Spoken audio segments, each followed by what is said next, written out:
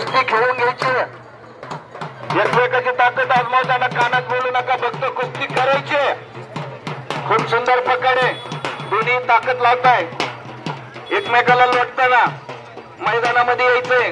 खेळाडू आहात तुम्ही, खेळाडू आहात, तुम्हाला सांगितलं लोटायचं नाही, मध्यभागी कुस्ती करून घ्यायची। चांगला डावाचं प्रदर्शन करा, पैसा महत्वाचा नाही, डाव दिसला पाहिजे। प्रेक्षक तुमच्यासाठी थांबलेले, टाळा वाजवायला कोण घेते कोण जाते। हार आणि जीत नाण्याच्या दोनच बाजू आहे, कोणती तरी एक बाजू आपली नक्कीच आपल्या कौशल्यानं जीत करायची असते। अतिशय सुंदर, खूप सुंदर असा डाव या ठिकाणी बगलडूक मारून त्यांना, खूप सुंदर असा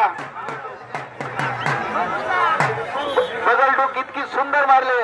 आता फक्त मानाची 1800 रुपये इनामाची कुस्ती, सुंदर असं सर सुरू करायचे। शेवटच्या दोन्ही कुस्त्या तुमच्या निगराणीमध्येच होतील। सातपुते सर सोडून कोणाची सिट्टी या ठिकाणी मैदानात वाजणार नाही, सगळ्यांनी दखल घ्यायची, वाजंत्र्यांनी हलत राहायचे। ताकदीला ताकद लावत असताना दोन्ही मल्ल अतिशय सुंदर। शेवटच्या मानाच्या कुस्तीचा फेरा यशवंत सर घेताना 5000 रुपये असणारी ही कुस्ती, कुस्ती ठरवण्याचा मान कुस्ती पंच या ठिकाणी।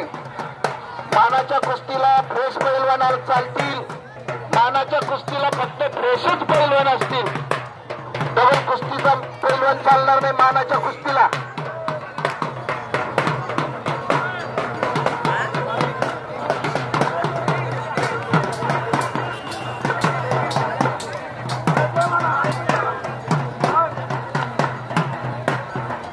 मैदानात शेवटची 5000 रुपयाची मानाची कुस्ती या ठिकाणी यशवंत सर हात करून सांगताना शेवटच्या कुस्तीचं प्रक्षेपण आणि या ठिकाणी पंचगिरी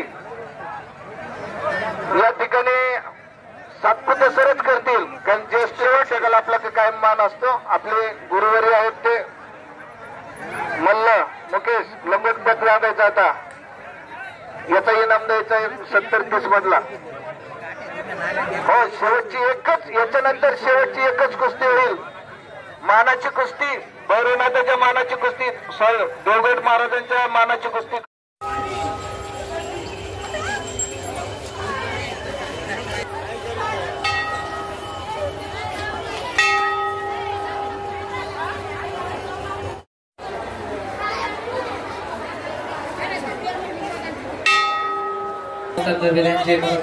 आभार।